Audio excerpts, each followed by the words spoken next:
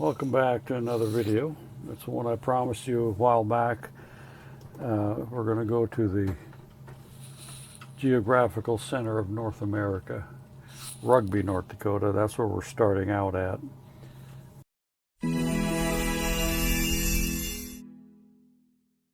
All right. We do have a little, looks like we have an obstacle up front, so start out with a notch of flaps,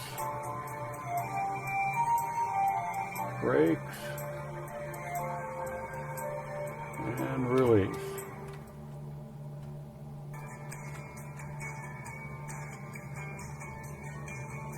Come on, come on.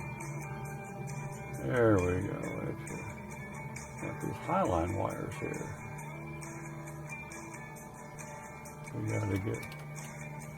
We gotta get over those highline wires. Kind of a dumb place to put an airport. There we go. Okay. Let's circle around here and we'll go. It's just a little town. It's not very big at all.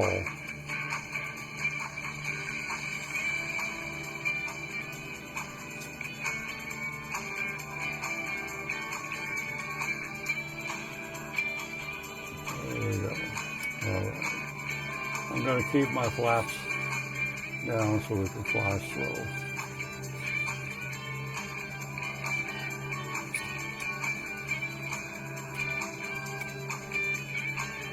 Right. There's the little town of Rugby, North Dakota. And I think in the last video I mentioned that it's the center of North America, which is Canada, United States, Mexico.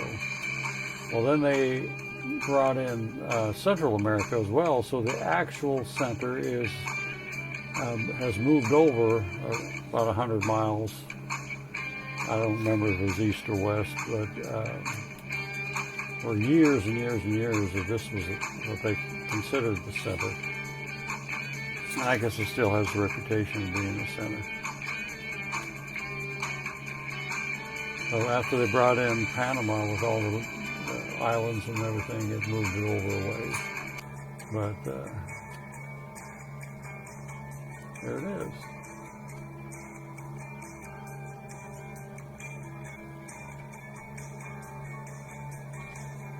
Not much here, even in real life. It's a small community, a farming community.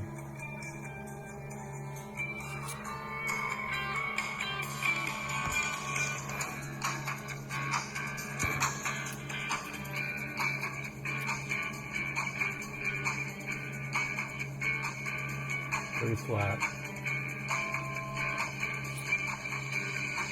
1,000 feet to go. I got my altitude set at 3,000 feet.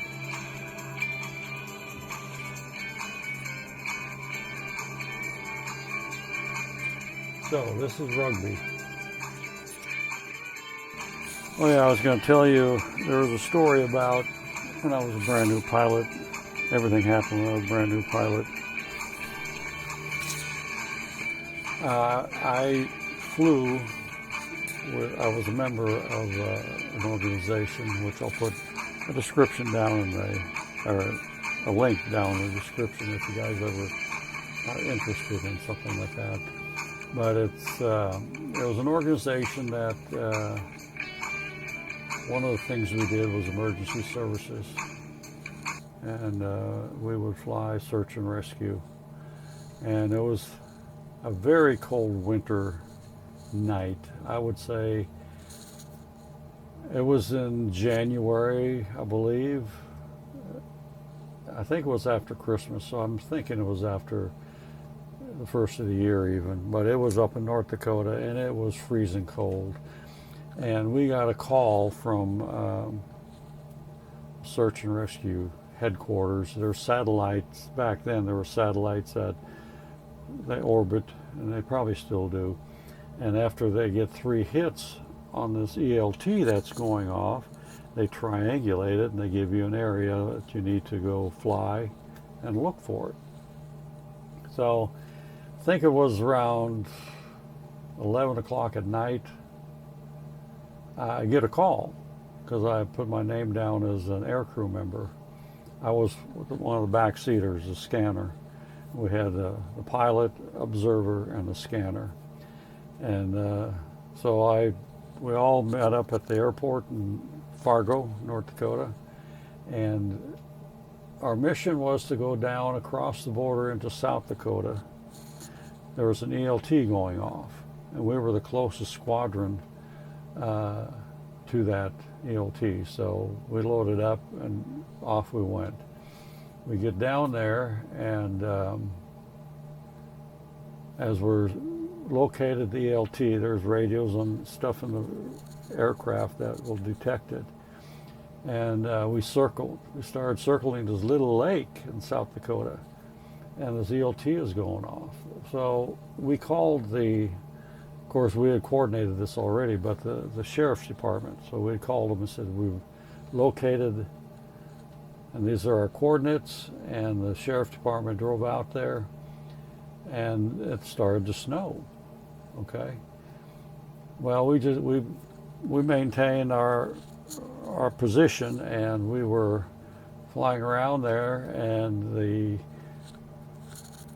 sheriff's department found the ELT. It was on a boat in a boathouse that had been put up for the winter, and the batteries were going dead, and the guy forgot to take the batteries out of the ELT. So it was going off in his boathouse. So they cleared it, and we head back to Fargo, which is about a 45-minute flight for us. And we get about 15 minutes or so south of Fargo. And it's still snowing, mind you. And it's getting heavier. And we noticed that our fuel capacity had dropped considerably for the short flight that we had. You know, we filled up the tanks, and then we flew down there, and we thought, well, maybe the gauges are bad. We still had like a quarter tank in each side, but it should have been enough to get back. And all of a sudden, our engine quit. And so the pilot, who was also the flight instructor, he went through the emergency procedures, and he got the engine running again for about 10 seconds, and it quit. And he started checking things, and it just wouldn't start again. So luckily, because of the new fallen snow, it was pretty bright out, and by this time it had let up. It was pretty heavy right at first, but then it let up, and we could detect the roads were darker than the fields. What we couldn't see were the highline wires, but they usually parallel the roads, and they'll cross at certain areas. And well, we didn't have a choice. Put it down on the road safely, I might add, and it was close to a farmer's yard. We could see the farm light, yard light, and so two of us took off walking and knocked on his door. You know, it was after midnight. And he come to the door, and he said, "What's going on?" And I said, "Well, we ran out of gas in our airplane, and we're landed on your road." And he was kind of surprised, and we asked him if he had any gas. He said, "I don't have airplane gas, but I got car gas." I said, "Well, that'll do." So he gave us 10 gallons, gave us a ride back to the airplane, and the person that stayed back got to checking. And now this airplane had just come out of a 100-hour inspection. Okay, good to go. Well, they get up on the wing to open the fuel caps, and they noticed on the wing, trailing edge of the wing, it was a blue strip, and the caps were loose. So what we assumed, okay, it started siphoning gas out, which more than likely did. We put the gas in, the 10 gallons in, and we took off, and we got back to Fargo with no incident. And the next morning, we took it back to the FBO that did the 100-hour. And that's what they determined as well. Our gauges were off. You know, they were showing a quarter tank on each side, but they were empty. So they put in new gauges, and they put in new cover gaskets, and we never had a problem again after that. But it's pretty scary. You know, you're out on a search mission and you become one of the search victims. It happens. But because of the cool head of our whole air crew, we survived it without incident and lived to tell the story. And there again, because it's so flat in this part of the country, we just set it down. You know, there was no danger of running into a mountain or anything, and no trees. Very few trees. Now, the area we're going to is in western North Dakota. It's the Badlands. And Theodore Roosevelt National Park, President Theodore Roosevelt loved to hunt in North Dakota. He had a lodge up here and everything. But you start getting into canyons and mountains and stuff like that. And North Dakota borders Montana. And that's the kind of country you're going to see when we get to that area. Western North Dakota is known for oil wells, and most recently the fracking for oil. It sits on one of the largest oil deposits in the world, the Bakken Reserve, they call it.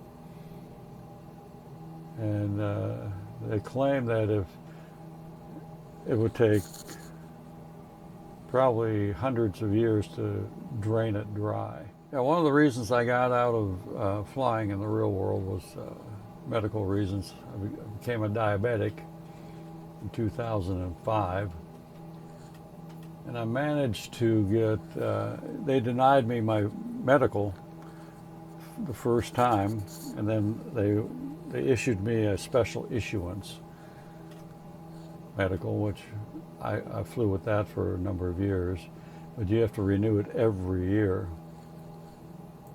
And if anything changes, medication or anything, they took a hard look at it. And so finally, when I got my last medical, the special issuance, I'd heard about the basic med. And so I applied for that and got it, and I flew a number of years on the basic med as well, and which was good. It was fine. I mean, you're limited. So there's some limitations with the basic med, but not much. Well, then my health started deteriorating even more as far as my diabetes goes, and then COVID hit. And there was nobody flying. I shouldn't say nobody, but flying was limited. So I just decided it would probably be safer for everybody, including myself and my passengers and the people on the ground, if I just hung it up. And then this past April, I had a heart attack, and put me on more meds, and that really knocked me out of flying. If I ever thought about going back, that pretty much sealed it right there. But anyway, I got into simulation before I even quit flying, and it fascinated me, you know. Started out with Microsoft Flight Simulator, FSX, I guess it was, and that was pretty good. You could only have 4 monitors. So then I got introduced to the X-Plane 11. And I tell you, I like it. For pilots, I find it's very versatile as far as keeping up your approach skills. And, you know, like me with the G1000, because that's what I flew, I can program in a flight plan. I can program in my procedures, approach procedures, departure procedures, built-in autopilot. It's a fantastic system, and it's really, the functionality is almost exactly like the one in the airplane I flew, with the exception of today. It's not working like it should today. But that's not the fault of software here. It's the fault of whatever Microsoft put in my computer to update it, messed things up big time.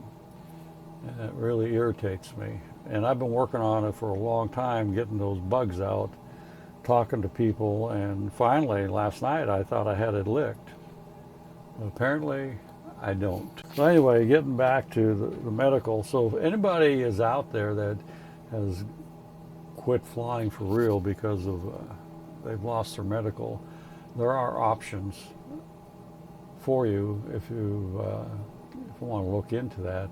Now, I'm not saying that you qualify for basic med or special issuance, but it's something, if you really want to get back into flying in the real world, it's something you can look at. And you get your doctors to sign off on it, and the FAA will sign off on it, and go from. And if not, well, simulation. There you go. It's a lot cheaper. Well, I say cheaper. If you don't watch it, it can run you into a lot of money. I'm going to do a little climbing here. I get in the habit of go to the vertical speed. Well, actually, I want to do flight level change. Get up to 3,000 feet. As we get over here to, actually, I probably need to go, by the time we get to Dickinson, yeah, I got to go to higher altitude, 40. Yeah, using the mouse, yeah, the knobster and the touchscreen is so much better when it works. But if you're just getting into flight simulation, really all you need is the program, whether it's X-Plane 12, X-Plane 11, or Flight Simulator. It's your choice, and there's a couple others out there I guess are pretty good. But I just started out with a computer monitor, one computer monitor. The yoke, this is a SATEC yoke, SATEC rudder pedals, and throttle body. If you want to, you can get by with just a keyboard. You don't need this because all the functions are on a keyboard if you're talented enough, which I'm not. But a lot of the younger people are, and they got these Xbox. You can run this on Xbox as well. And they got the controller. You can use a joystick. So you don't have to go too elaborate. And my cockpit, this is all old lumber I had laying around, what I built. It's just scrap lumber. It's 1x2s actually, 1/4-inch plywood, same with the top, and it's kind of designed after 182 that I used to fly. This stuff here is just some plastic I got at Lowe's, and it's a 2x2 frame I built that I got the plans from on the glide slope. That young man got me interested into building my own cockpit, and I still watch him today. He's a pretty interesting guy. He's got a really nice setup. So yeah, I mean, plastic, and then the TVs, the monitors. Hey, Good Friday's coming up. I got all these monitors on a Good Friday sale over the years. This is a 62-inch up here for $250, I think it was. These are 35-inch, and at the time I bought them on a Good Friday, they were like $98 a piece. Crazy. Same with these monitors I got on a Good Friday, or Black Friday, sorry. It's a Black Friday sales, not Good Friday. On Amazon, they run sales, and they were way under $100 at the time. So yeah, you can get by pretty cheap. This is an old monitor. That's the actual first monitor I had when I got my flight simulation, is a 15-inch. These are 15.6-inch. And I did, I had just the monitor and the yoke and stuff for a couple of years before I actually built this cockpit. And the seat, my office chair, my desk chair for the longest time. Well, then we took the seat out of a van we had, and my wife had an accident and totaled it out, but the seat was still in my garage, so I put it in here. I think the yoke, the pedals, and the throttle body on Amazon, $200. Just a little bit over $200 back then. That's with tax and shipping and everything. So it was around a little over $200. The 4-flight, that's expensive. I forget what I pay for that. It's an annual subscription for that. There are other electronic flight bags out there that work probably just as well. It's just I've had this for years and I'm used to it. And I used it in my search and rescue. You can put in your grids and search and rescue grids and whatever. It makes it really nice to fly that. Then I can transfer that into the G1000 for the waypoints and stuff. And it really helps. Oh, and for you veterans out there, happy belated Veterans Day. I'm a veteran myself. I respect everything that you all did for this country. It can be challenging at times when they ask you to do things that you don't necessarily 100% believe in, but you took an oath to defend this country. I spent 26 years. I was in electronics. I enjoyed it.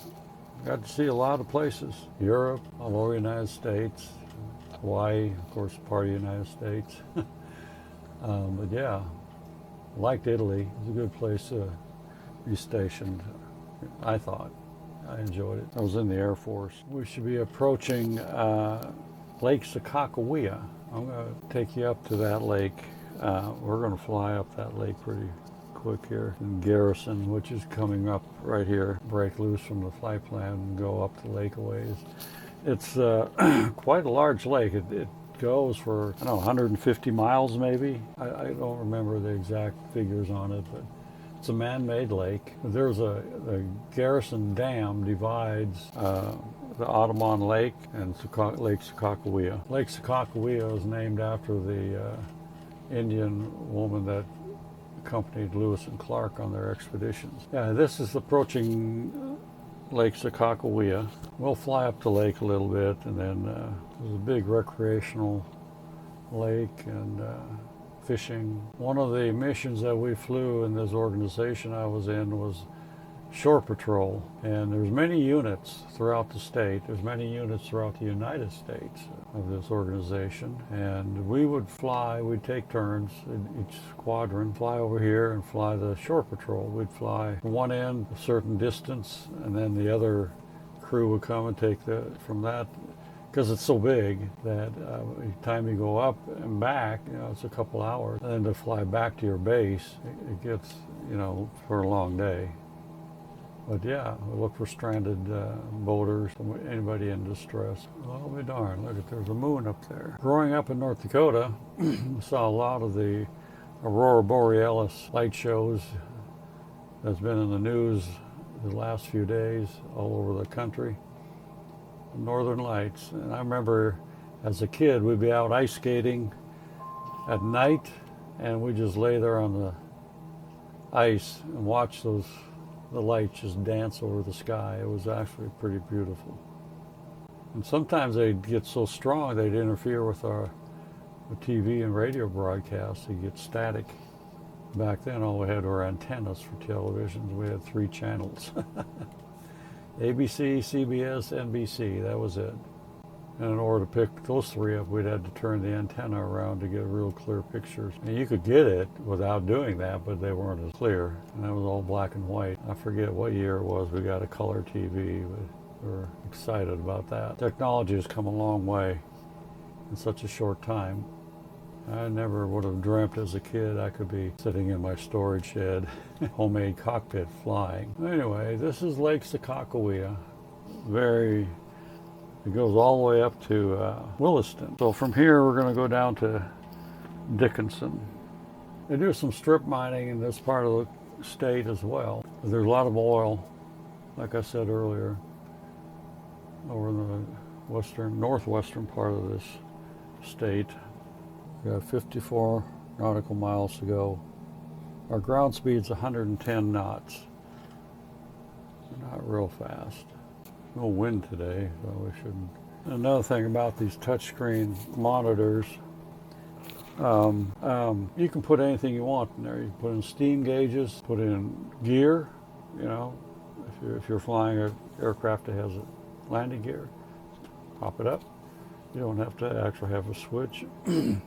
Anyway, you can do all kinds of things with this screen. And if you don't mind using the mouse, you can buy just a regular monitor. It's cheaper, and just use the mouse to do what you want to do, you know.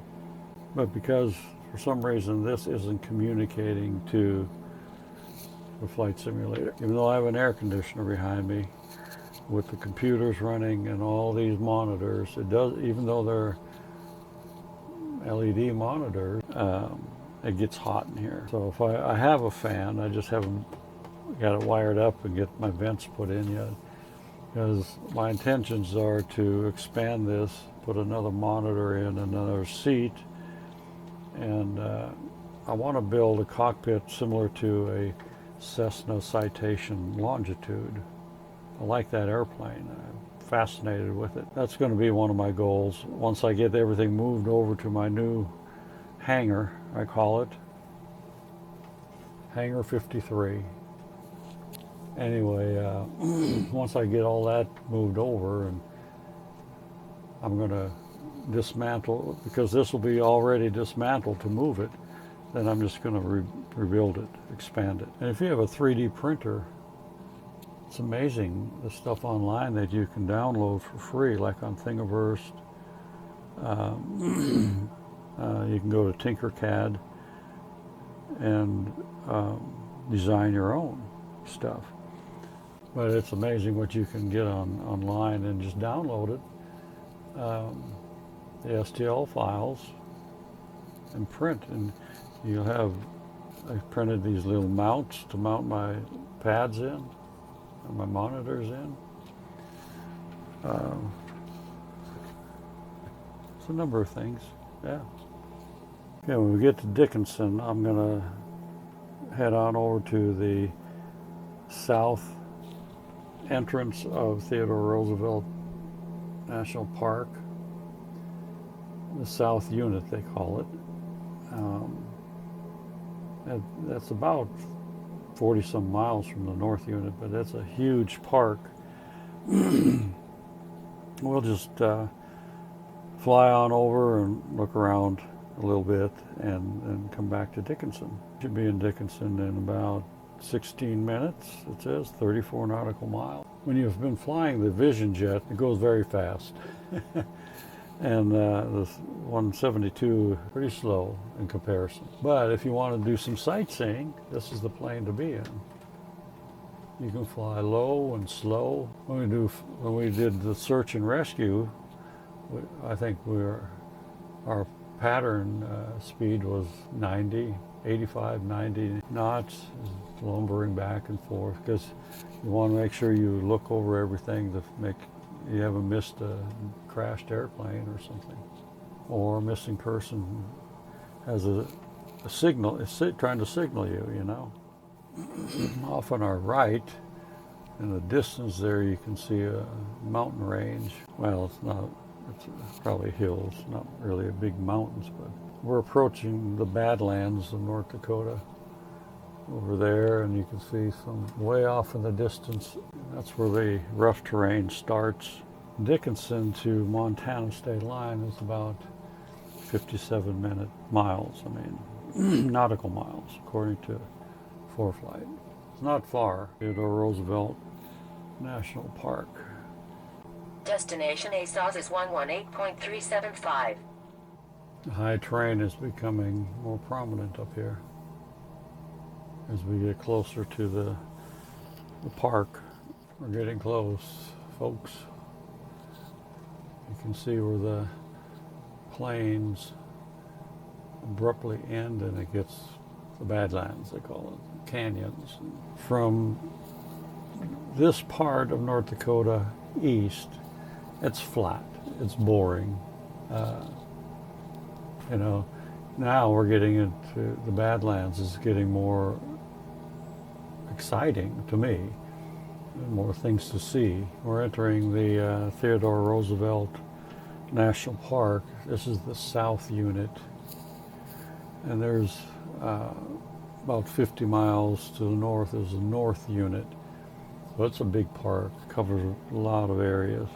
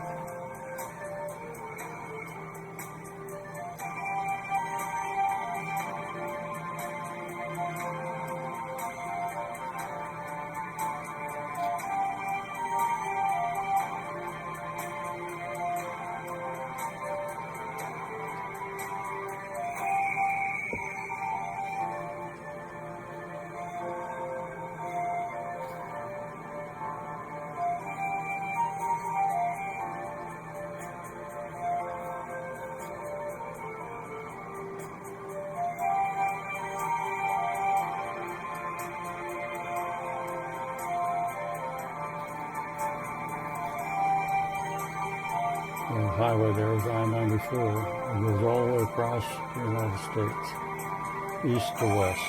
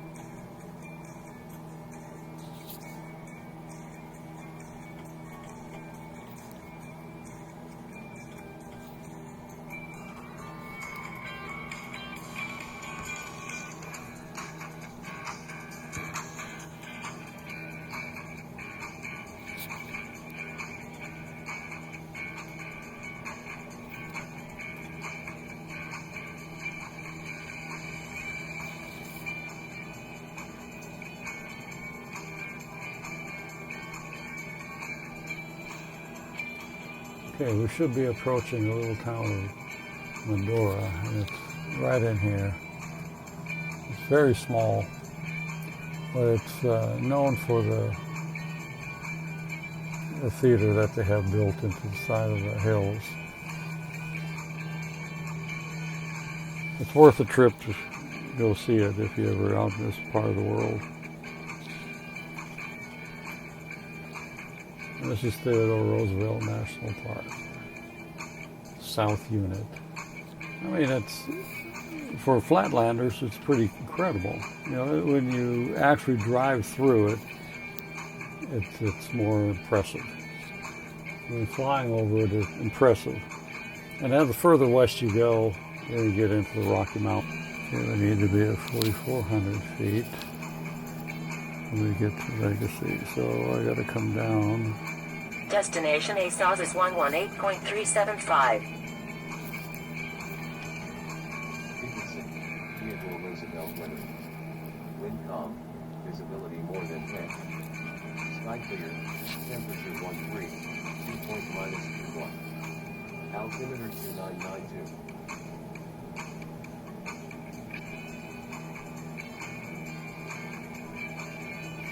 The needles start to come in. Theodore Roosevelt weather. Wind calm. Visibility more than 10. Sky clear. Temperature 13. Dew point And as it gets closer, altimeter 2. airplane's going to start matching that. I'll set my heading bug to the runway. Heading 14.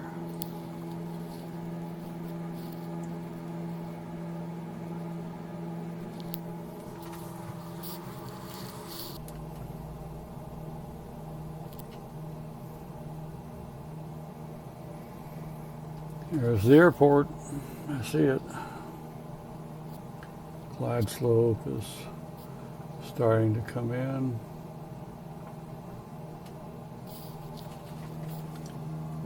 Landing lights on.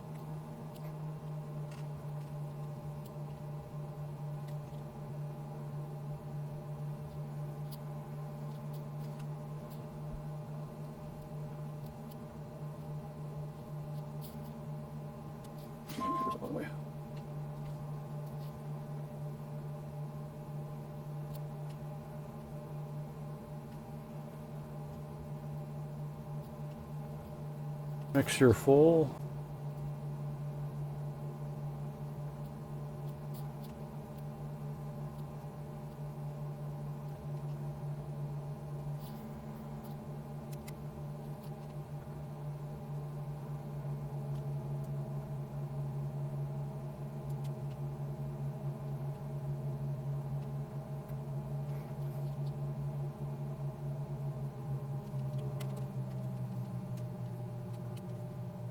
Changing up for left.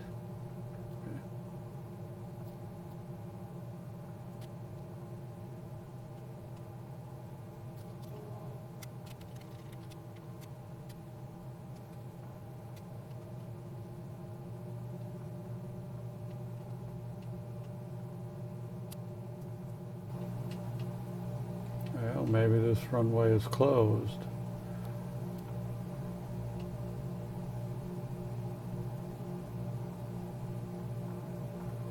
Yes, by golly, it is. That's a weird place to put a fence. We'll land just beyond it.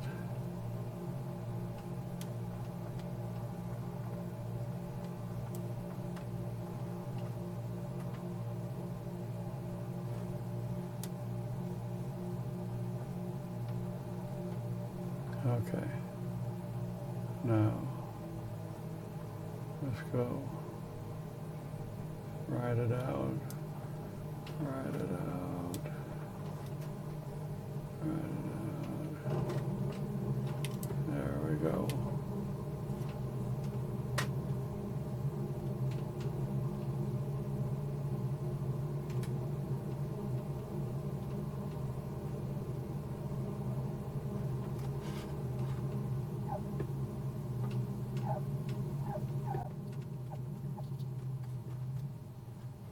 Welcome to Dickinson, North Dakota.